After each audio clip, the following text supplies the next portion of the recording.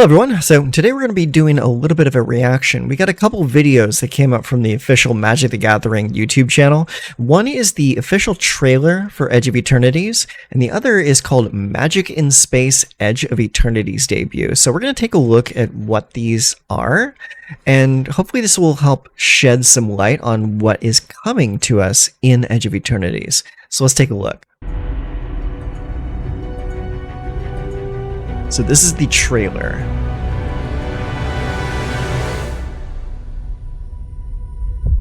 Some think there's nothing beyond what is known. Someone's floating a drip. Oh, that's Tezzeret. But I came from nothing. Oh. So it looks like he was cast out and he like froze in space, because like his claw was like frozen there for a moment. So how was he thrown out into space? Was he thrown from another vessel? Was he thrown out there by planes walking too hard? I took the opportunity to forge my own destiny. Ooh. I will make the stars tell me their secrets and bring these planets to their knees when I know everything. It's like Tezzeret has a little All thirst for the power knowledge. in creation will be within my grasp. Kinda cool. Little mysterious. I'm very curious to see where this is going to go. But again, that's my question there. It's like, was he thrown out of another vessel, or did he just kind of find himself floating around in space after planes walking a little too hard? Or, because I remember the last time we saw Tezzeret, he was having some weird dealings with the Phyrexians. So maybe with the Phyrexians going bye-bye, maybe they just kind of threw him way far out into the twisting nether. Very curious. All right, so let's check out the next video, and this is called Magic in Space Edge of Eternities Debut. So I'm assuming this is going to be like an overview of the mechanics and the various themes of the set. It's swirling with color. It's full of battling spaceships. It's star nebula far, far away. It's a beautiful place. And the art is very beautiful. To me, I mean, like, as a human being, space is the final frontier, and as a magic Yeah, so let me get the closed captions on for you guys. There we go. designer, space has always also been the final frontier because we've never done anything before like this. It's not like a small place we haven't been before. It's really huge and so unknown. The Edge of Eternities is really at the edge of the multiverse. The way that our amazing world-building team has explained this to me. That's another interesting thing, is like, because typically when we go planeswalking from world to world, it's like you're walking through like a portal from one planet to another planet. With this, it has me curious, is like, is this just the space between all of the various worlds?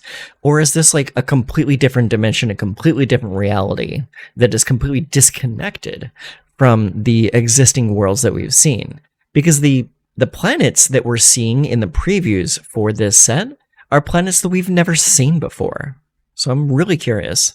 Is if you imagine the multiverse like an orange, the edge is the rind. So it's this thin layer on the very outside of the blind eternities. And it's a little peek into a part of Magic's lore that has kind of been known for a long time, but also has been very unknown, this blind eternity space. We weren't bound by any of the normal restrictions that we often have when we're returning to an old Magic plane that has a specific mechanical identity. Here it's like, we're going to space. We've never been to space before. There is infinity exciting stuff to do here. It's not just that anything can be out there. It's kind of that everything is. We're in uncharted territory. We are expanding what anyone It is very can interesting to see imagine that Magic the Kavu as game can be, pilots. that I like Magic the that. Worlds can be. Whenever Magic goes to a new kind of setting, That's cool. There's this enormous untapped well.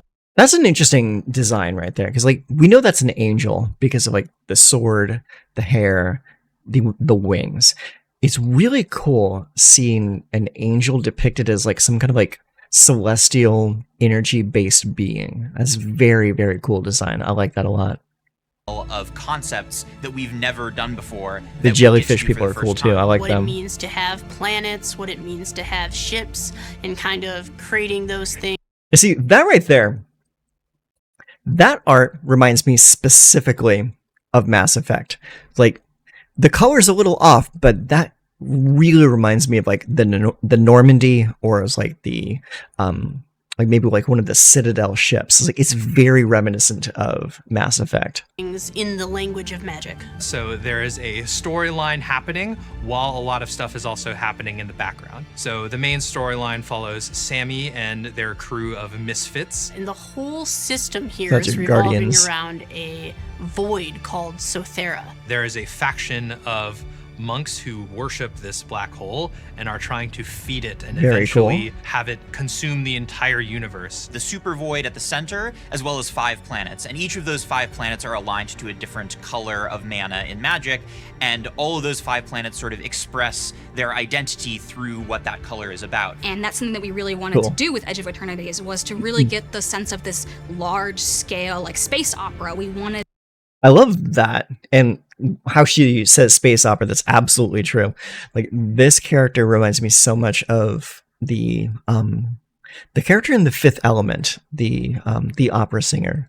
So it's just not just in the fact that it is a character that is singing, but the colors specifically, the very deep blues. I love that a lot.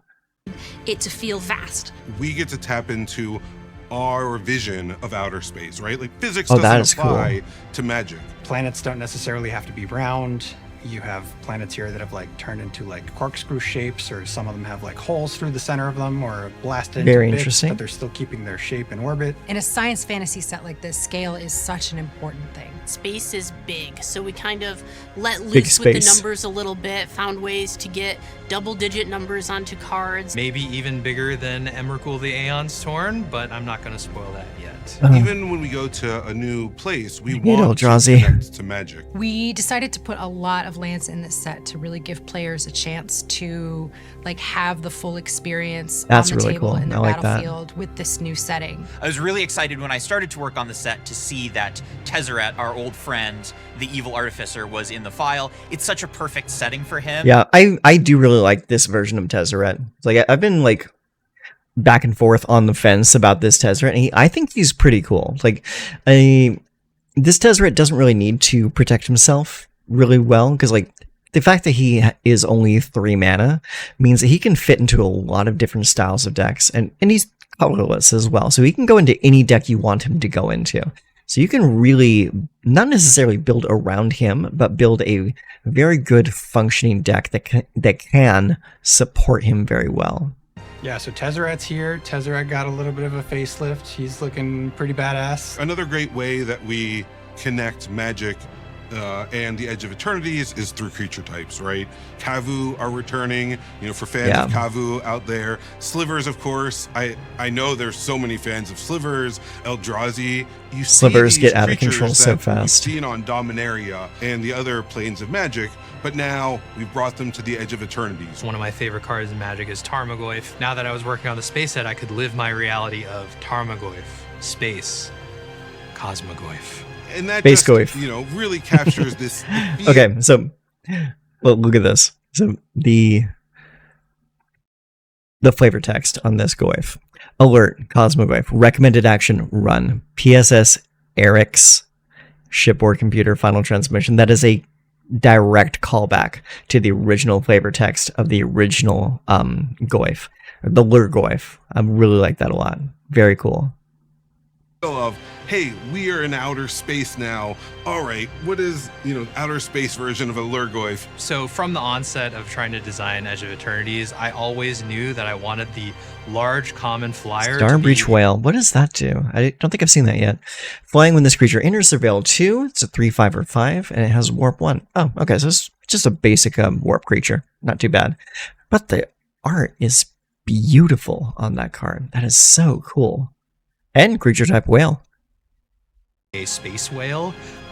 They're in so many different kinds of media, and I always find it so silly. It's so awesome at the same time. Look, it's a flying whale. That's really cool. There are so many named characters and so many named factions and so many different kinds of ships and different kinds of planets. And it really gives you this sense that you're living in a universe that is more massive than you could have ever imagined. Right? That is really cool. Any of these yet. So excited. Yeah, it'll be awesome. I love the way the space dragons turned out. I do really like the art a lot in this set. It's really, really good. And honestly, the art itself is something that is really making me want to buy into this set. I'm going slow. I'm savoring it. Yeah. As someone on the world building team, it's always really exciting to be able to bridge that gap between the world building we've done and the mechanics we see on the card. When you're saying, hey, we're doing an outer space world, like, of course you're going to have planets. Of course you're going to have spacecraft. It's science fantasy at its heart and bringing that to life. So to me, space is about exploration and being an optimist about what I could see. It's just look at that. That is gorgeous. Clearly a white creature, clearly like a pilot style character. But like that art, like the light composition, damn, that looks good. Sorry, I'm gushing over the art, but I always do.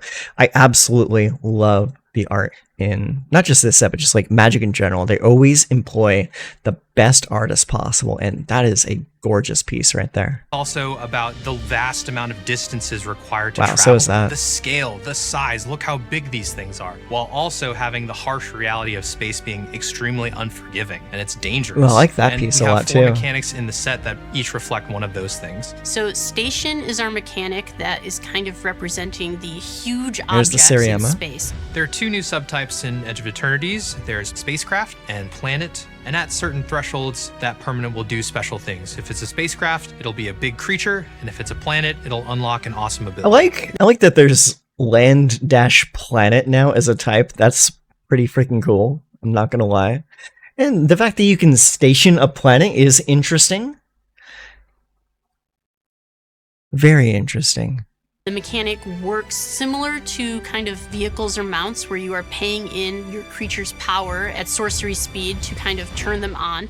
But unlike those, you are gathering counters over time until you reach a threshold and unlock the abilities on the card. Here's a big, splashy new mechanic that gives you a sense of enormous scale. You put all this effort into it, but now that power is at your disposal is a really fun feeling. Of course. Now, I was having a conversation about this with a few friends of mine in Discord, and we were talking about the fact that Station really feels like a commander-specific mechanic. It's really not something that we're probably going to be seeing in Standard a whole lot, simply just because it requires such a massive investment over time to station the spacecrafts and the planets.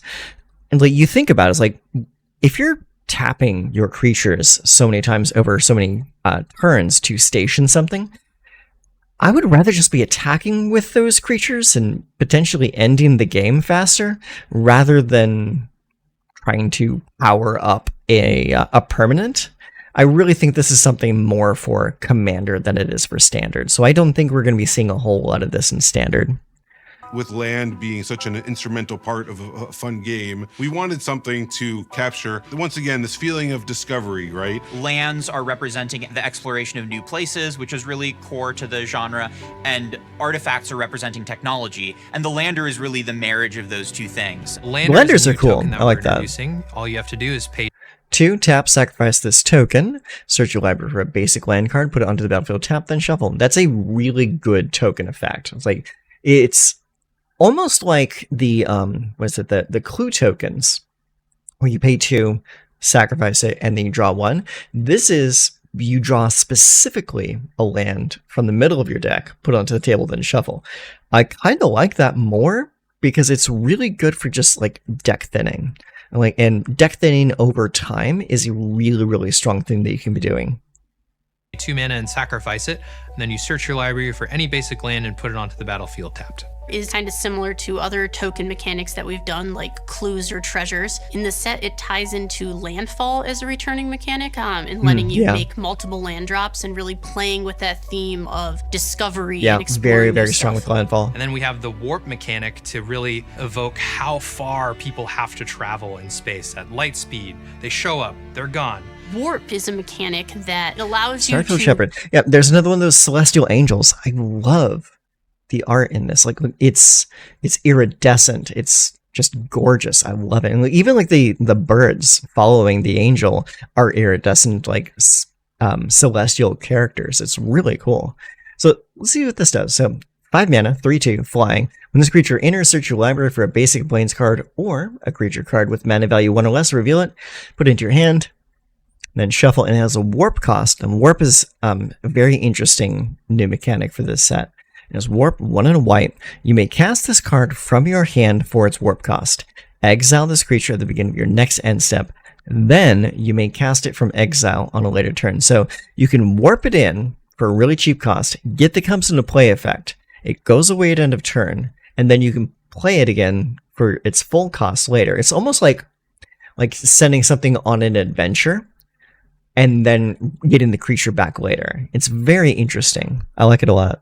Play the card from your hand for its warp cost, and then you get it temporarily. You have it for this turn only. At the end of turn, it leaves, hangs out in exile, and then you can pay the full retail version later on. It's kind of a variant on adventure or similar mechanics like that, except here you are playing the same thing twice.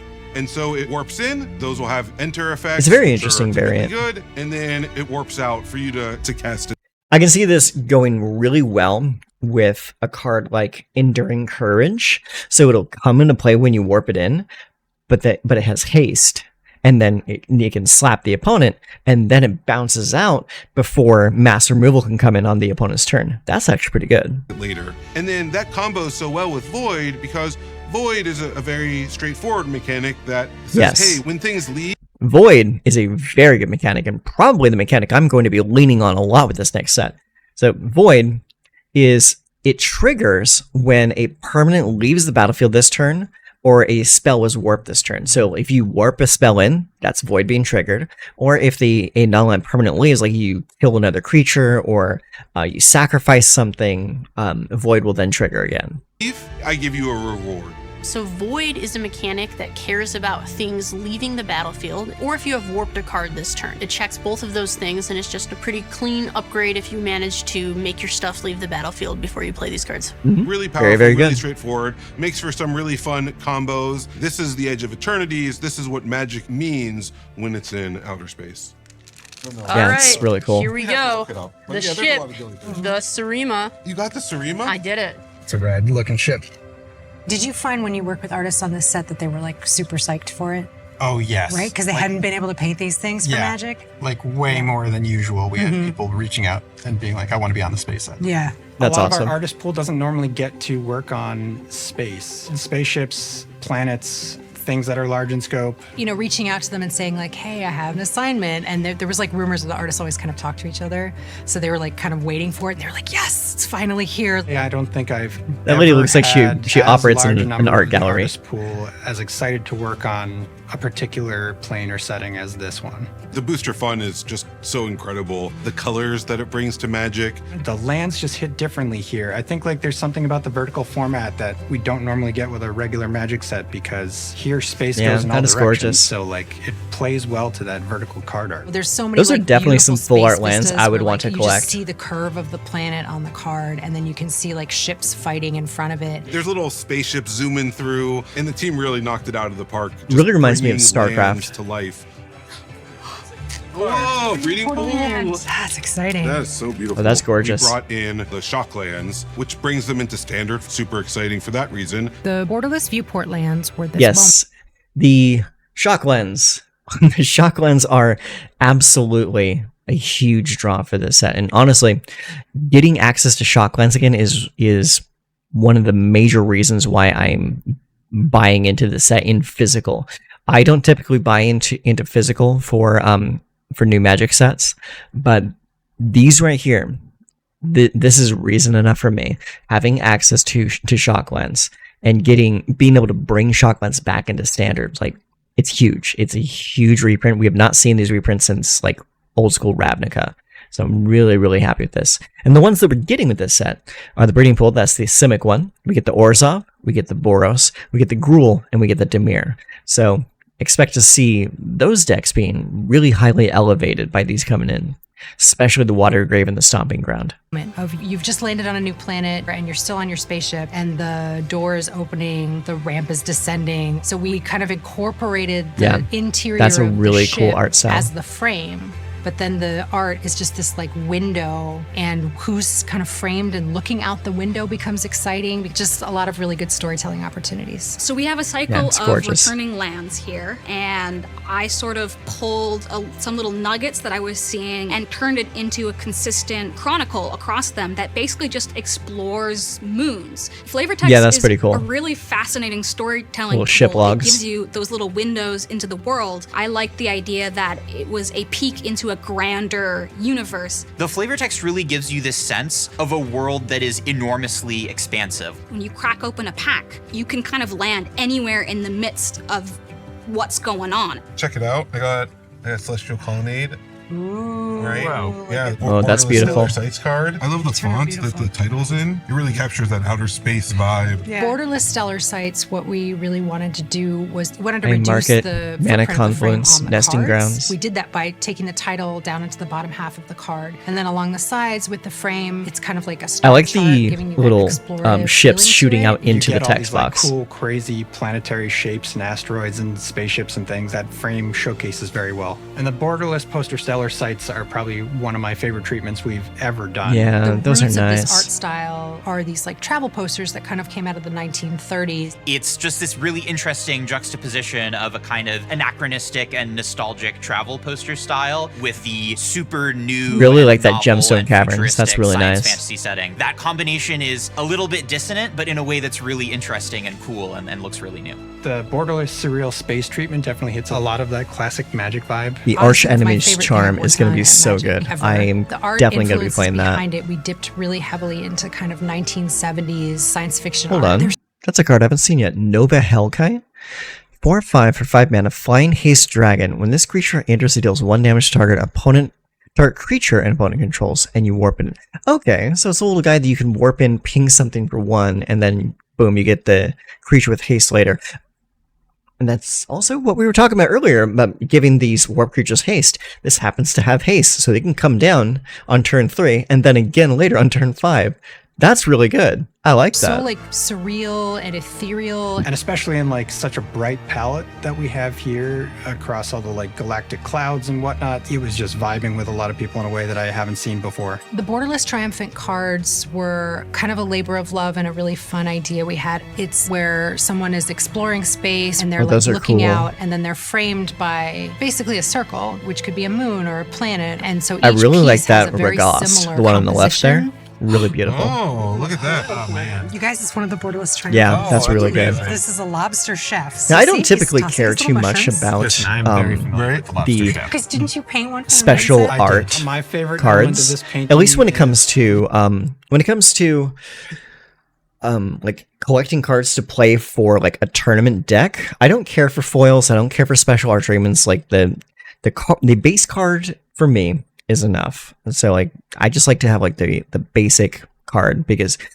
I want to have something that is easily legible, easily identifiable. If someone wants to play with the special treatment cards, more power to you. It's just not for me. He's got an extra pair of hands, so he's able to hold this sprig of time just like. Oh, very that's daintily. funny. I never And I like noticed the that. idea of him serving up nuts and bolts style, like food. There's a jello that's got like a whole rusty gear stuck in the top. Having just little bits of levity like that here and there, I think can be very good for a set. You don't want it to be too one note. Lobster guy making gross food, like Zach. Yeah, Way it's to pretty go. cool. It's Now pretty it's my cool. turn to open. Okay. I'm excited. Oh, check it out. What is that? Right? Amazing. Ooh, the Sliver Learning Overlord that card. from you in the parking No, garage. no.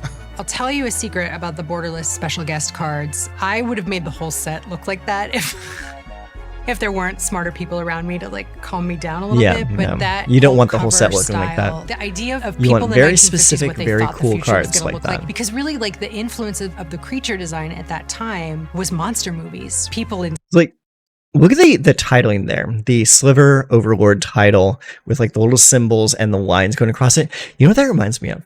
That reminds me of old Nintendo Power magazine. It looks very, very reminiscent of that.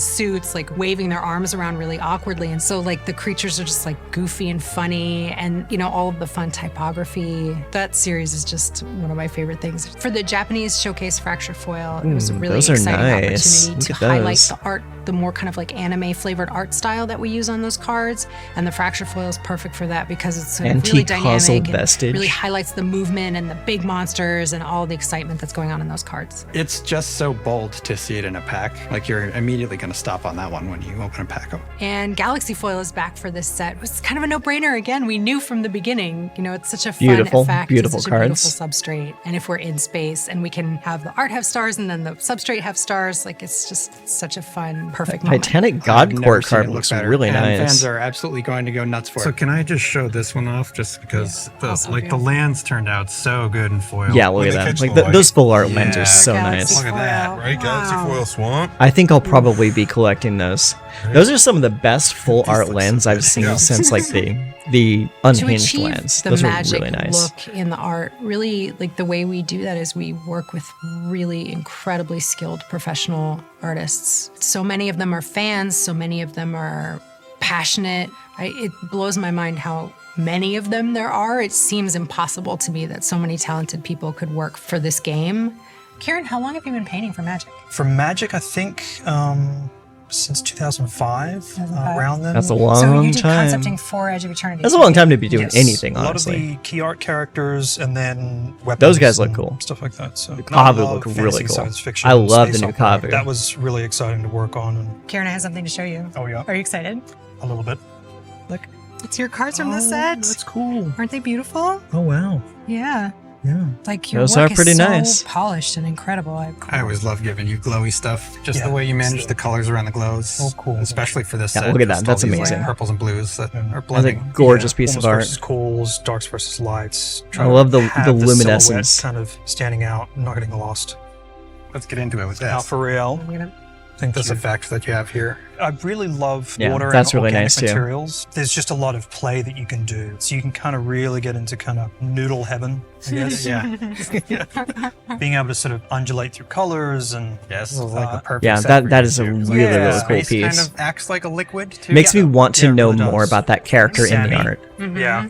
Getting work on Sammy was awesome. Similar to Alpha Real, kind of wanted their expression to be, pensive, almost troubled, I guess, in a way. Like, yeah, sure. It's so exciting to see 3 brand new characters from Magic. it is, yeah. Yeah, you do a lot. Yeah, that specifically is something that is very interesting to me. So for such a long time, we've been following the same cast of characters around all over all the sets. It's like, there's only so many times you can see Jace show up and get excited about it. Like, having fresh new characters for this set, that really gives me hope for like the future of like the world building and the story of the game. Because like, I'm bored of Jace. I'm bored of like a Johnny, of all the usual characters that we see all the time. I'm bored of them. They've been explored. Give me someone new. A lot of character work for us, but I gotta say, you totally nailed these. Oh, cool. Well, thank you.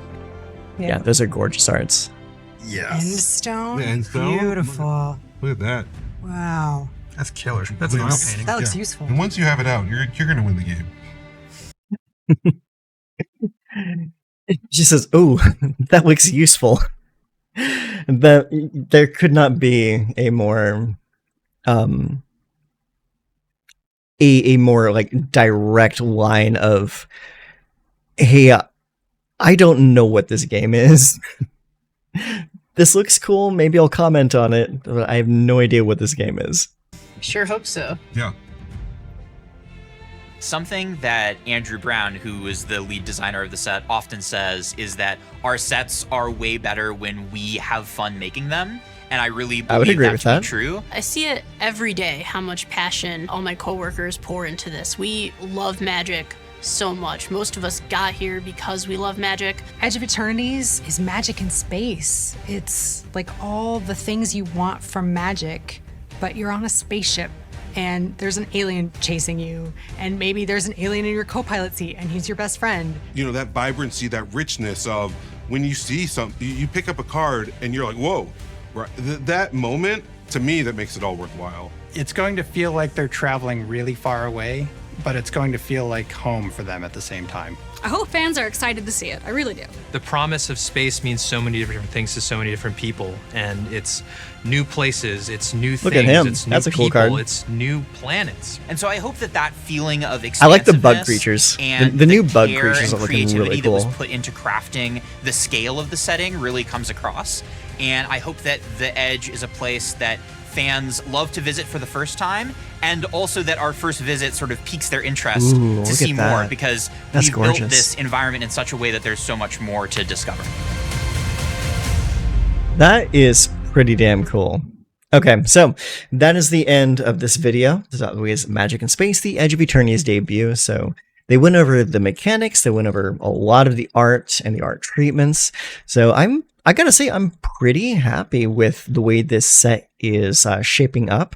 I'm gonna actually go over a lot of the new cards getting spoiled in another video. So I'm gonna go over and take a look at the spoiler list pretty quickly soon. But for purposes of this video, I just want to ask all of you guys, what are you guys most excited for in this set? Are you excited for the new mechanics? Are you excited for the potential new world building? Are you happy to see Tezzeret back? What about the Slivers or the Eldrazi? Or some of the callbacks to old cards like the Space Goyf? Are you happy for that? I'm curious to know what you guys think about each of the new cards and new mechanics being brought to the game. I'm pretty happy with what I've seen so far. I mean, I've already made a pre-purchase myself, so I definitely plan on brewing with a lot of the new cards that are coming with this set. So that's it for this video, and I would like to say thank you very much for hanging out with me while I take a look at this new set, and until next time, take care of yourselves.